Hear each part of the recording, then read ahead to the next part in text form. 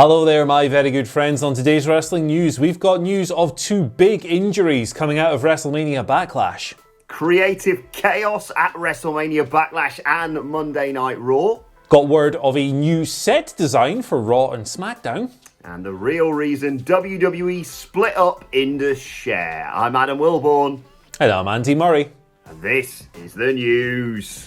Let's cover the two big injuries. Well, one big injury and one maybe injury coming out of WWE WrestleMania Backlash. So a couple of people who were on that card were conspicuous by their absence on last night's episode of Raw. The first one was The Miz, who is actually injured. We've got a report here from Dave Meltzer as part of the Wrestling Observer / Figure 4 Online's daily update, stating that The Miz hurt his knee while wrestling Damian Priest. Now, there's no word on the severity of the injury or how long he might be out for, but he is hurt and he did miss last night's episode of Raw. The way John Morrison kind of spoke about it on last night's Raw was almost as if The Miz getting eaten alive by zombies was canon, because he dedicated his own match with Damian Priest to the memory of The Miz, which was an interesting one. Morrison ended up losing to Priest, of course. But The Miz is hurt and we await updates on his status. Another guy who might be hurt is Braun Strowman. So there's every chance that this is kayfabed, because it was brought up in the opening segment by MVP,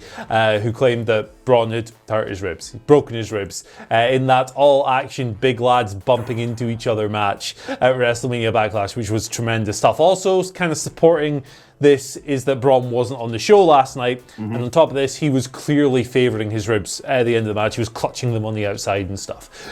So there is smoke to that fire as well. As with all of these things, you just kind of hope for swift returns for both of these gentlemen. Hope the injuries aren't too bad. Hope they're able to get back to doing what they do best soon.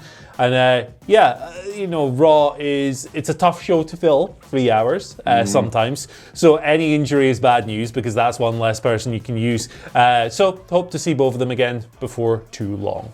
Yeah, not sure about that Braun Strowman one, because like you say, it was just a wild brawl on Sunday night. Really enjoyable, that. And it has just seemed to have worked out for them, to be fair, because we all assumed that was the direction they were going in next. Drew versus Bobby Lashley, although Kofi pinned Bobby, of course, last night.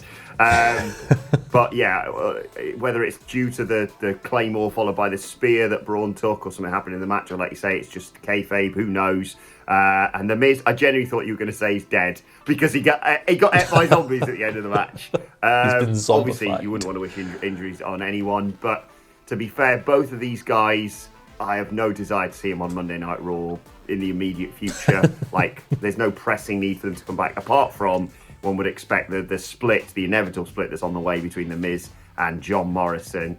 But yeah, like I say, you never wish injuries on anyone, but I suppose these are two it's okay to be missing from Monday Night Raw for the time being, but of course we wish them well in their recovery. More fallout from WrestleMania Backlash and last night's Monday Night Raw to tell you about now. Creative chaos. The more things change, the more things stay the same on Monday Night Raw. This is according to PW Insider's Mike Johnson. Apparently WWE on Sunday didn't make the decision until around 5:30, 6 as to what was going to main event the show. I genuinely assumed that was a no-brainer. Ironic when we're talking about Vince McMahon and zombies and brains. Because, yeah, of course you put the Universal Champ. Why wouldn't Cesaro versus Roman Reigns main event that show? They were tossing that up between that and the WWE Championship match. I think they made the right decision. There's also, according to Mike Johnson, there was a ton of rewriting for last night's Monday Night Raw. Hadn't been completed by 5:30. And again, Dave Meltzer sort of backing that up, saying that the Raw script had been, quote, torn up several times throughout the day, with WWE making a bunch of changes. I mean, it didn't feel like a show that had been written at the last minute. It just felt like the same old boring show. I've got to be honest, last night, Andy. Yeah, last night, I'm writing the Raw Ups and Downs article for the website today, because our regular writer, Scott Carlson, couldn't write it this week. And I was just sitting there. He tweeted us the other day saying, how do you get through this, lads? Yeah, he's tapping out. Raw has ground him down to a fine dust. Only joking. But I was just sitting there totting up the amount of crap finishes on last night's show, and it was something like 6 out of the 8 matches or whatever on the whole thing. It's a very tough show to watch, Raw, most weeks, and I think that statement is being kind. There's often good wrestling on it, but when that good wrestling is ended with a distraction, and it's the third distraction in a row, it gets kind of tedious as a viewer. So clearly these last-minute rewrites and tearing everything up and stuff aren't having a positive creative influence on the output of the show. And look, it feels like we do one of these stories every other week. Yeah. But it's the reality of life in WWE. Working on that creative team sounds like a living nightmare to me, personally. You say it's a tough watch. It's not really. I watch it on double speed early on a Tuesday morning, and I today went, I've seen Charlotte Flair versus Asuka and Randy Orton versus Kofi Kingston a whole bunch of times. I'll just skip to the finish in this one. So actually, it's really easy. It's a really quick watch. It's just really bad. It's really bad. But thankfully, Andy, it's all going to be saved by what they're doing next, because how are they changing WWE for the better? So yeah, the major game-changing update that's going to completely revolutionize every single aspect of all WWE programming, cure every ill and solve every issue that you, dear viewer, may have with these shows. New set designs. Yes! Got a report here from the Mat Men Pro Wrestling podcast, Andrew Zarian, who's come through with a bunch of different scoops as of late. He tweeted the following yesterday: things are set, get it? Set. For a refresh soon in the picture of the Raw stage. So it looks like things are going to be updated. Now, with live crowds reportedly returning to WWE from the 16th of July, you would think that night's episode of SmackDown might be a launching point, but that's just kind of me speculating on stuff. They're presumably not going to be in the Thunderdome if they're going to have a live crowd, because it'd be really weird to have people standing around with all these video screens and everything else. But for me, it's not like we joked about in the beginning. It's not going to completely revolutionize the viewing experience, but I always think every little change you can make to kind of freshen things up, particularly in WWE where their practices are so well worn, is welcome. It'll look nice for at least a week or two. You'll get a little buzz off of it. When they first went to the Thunderdome, I was like, this is such a huge upgrade on the Performance Center. But I was watching WrestleMania Backlash on Sunday / Monday morning, and I was just thinking to myself, I'm kind of ready for this era to be over now. Yeah. So hopefully, refresh stage, live crowd, making loads of noise. Things might feel normal for a while, and that's going to be good. Yeah, I roll my eyes at this and say, oh, bloody hell, it's not exactly the most pressing concern. Although I did pop huge when they had that skate ramp stage that I think Kevin Owens jumped off of for a bit. And, that was class. Who knows? Maybe this is a return of the SmackDown fist. It's not, but, if people like to talk about that sort of thing, like you say, Andy, you need a creative overhaul. That's what you need in WWE, and I mean from the very top. But, all right, there's a slightly different way that people walk out every week. I just want fans back. Like you say, I just want fans back. And we are, less than 2 months away from that now, which is very, very exciting. And let's conclude today by talking about Indus Sher. They were, of course, split. Jinder Mahal's got this new faction. He's got that giant Shanky in it, and Veer, who was formerly known as Rinku Singh, one half of Indus Sher. So why did they split Indus Sher, take one of them out, and put Shanky in instead? Well, according to Fightful Select, it is because Saurav, who was the other half of Indus Sher with Rinku Singh, who's now called Veer, everyone keeping up at the back. Saurav, they just believe it basically isn't ready for TV. They, of course, had that brief run in NXT. They had Malcolm Bivens as their mouthpiece there, but yeah, just basically he's not ready for TV, so they've replaced him with a massive bloke, basically, Andy. Yeah, an even larger human being in the form of Shanky.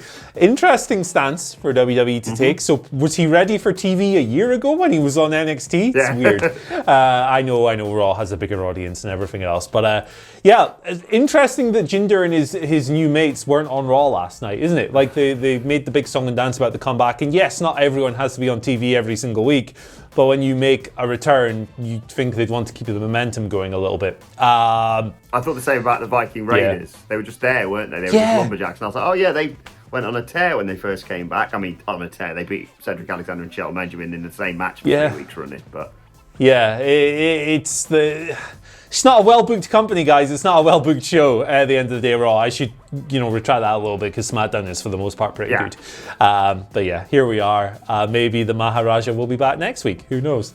And they just went, oh, look, there's Nikki Cross. And I went, oh, he could have had a big thing with her. And no, okay, bollocks to it, lads. Right, let's move on to your Twitter questions at WhatCulture WWE. Of course, if you want to get in touch with us on Twitter. First question today comes from Richard DeGrunchi. Hope I've got that right, Richard. Richard says, do you lads think that WWE could be bringing back Zelina Vega so she doesn't end up with Andrade in another promotion?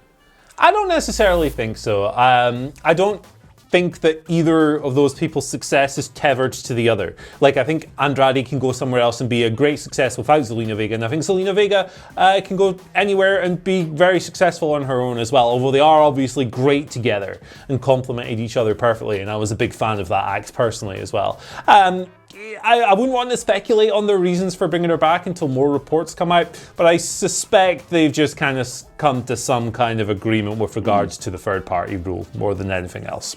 Yes, I sense it's more likely due to them wanting Zelina Vega back to manage someone or to wrestle rather than purely just to keep her off another promotion. Because like you say, I think that discussion would have been had, as to the whole reason why she left, whether that's changed or not, and also you sense if she's been so set in her ways to leave WWE, she wouldn't just come back for a payday because she can get that almost anywhere. She'll want to know what creative plans they've got for her. So I think that's a byproduct that they don't get her managing Andrade in another promotion, but I think that's not the sole reason why they've brought her back. Second question today comes from Jake, who says, what non-finisher wrestling move do you never get tired of seeing? No matter how often it is used for me, I always pop for a spine buster, no matter who hits it. Wow, there's quite a few, but I think the Deep Six, Baron Corbin's move, pops me every time. The thing about Baron Corbin is, like, you know, even when his character's been quite boring, and it has been quite boring at various points throughout his career, he's always had a couple of really cool moves. The Deep Six for one, and of course the End of Days as well, which is just a great finisher. It just looks spectacular. But I just love the way he hits the Deep Six with a little spin and the snap down on the mat. I think it's great. It's great stuff. Yeah, Deep Six is a great shout, and I love the spine buster that Robert Roode hit on Sunday of just like, oh, Dominic, welcome to the match. Your ribs hurting, are they? Spine buster, dickhead. Love that. I would say rock bottom, but that's kind of cheating. That's sort of a finisher, isn't it? So I'll go with, and again, this is sort of cheating as well, actually, the more I think about it. I want to say Andrade's spinning back elbow, which is sort of like the Judas effect, I suppose. But whenever Andrade used to hit it, and I think Charlotte tried to hit it on last night's match, and might need a little bit more practice. But whenever Andrade used to hit it, I used to think, well, I used to pop out of my chair and also think, why is this not a finisher that he uses? Because it looks so beautiful, so snug, and so brutal, Andy. Yeah, it's a tremendous little move. He kind of just hit it like in this short, sharp burst as well, with like minimal setup. It's a great move. I agree. Right, final question today comes from Matt Rains, who says, good morning, legends. Meet the newest member of the Rains family and Hamlet's best friend, Stubbs. First of all, good boy. Second of all, do you think it's more likely we get Andrade or Daniel Bryan as the Joker in the Casino Battle Royal? Would pop for both, to be honest. Yeah, I'd pop for both as well. I think Andrade for two reasons. Number one, I think if they're going to sign or use Daniel Bryan, which is still up in the air, of course, I think they would save that maybe for a bigger spot than the Casino Battle Royale. And Andrade, you know, the other reason for him is that he's already challenging Kenny Omega to AAA Mega Championship matches. That could obviously conceivably go down in AAA and probably will. But AAA have that working relationship with AEW as well. So it's like a whole breadcrumb trail of little things. I'm not sure I would put money on either of them being the Joker, but out of the two, probably Andrade. Yeah, exactly. If it's going to be either of them, I don't think it's going to be either of them. It's going to be either of them. It's going to be Andrade because Andy Murray... Daniel Bryan leaving WWE is a work. We all know it is, and I've never been wrong with this sort of thing. So there we go. Let's move on quickly to today's and finally. And, Bianca Belair shared a lovely photo of a bunch of flowers that her other half, her husband, gave her off the back of her first pay-per-view title defense on Sunday, of course. And it's signed off, your hubby, Ken. To which Montez Ford quote tweeted this, it's Ken!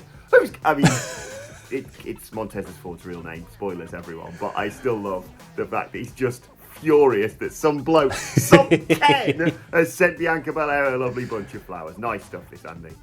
Bloody Ken, man. You can't trust that guy. I thought Ken Barlow was bad. Free Rashid.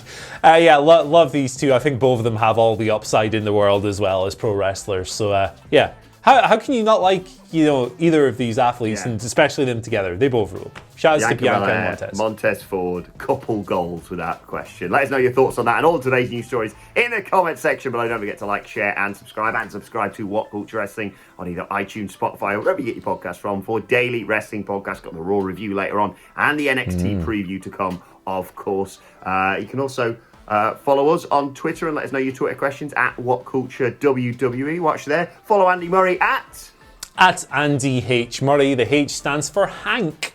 Ooh, very nice. Howdy, partner. I don't know where that came from. Follow me at Football. Follow us all at WhatCulture WWE. But for now, my thanks to Andy Murray. Thanks to Hank. Thank you for watching. And we will see you soon. Thanks, Hank. Thank.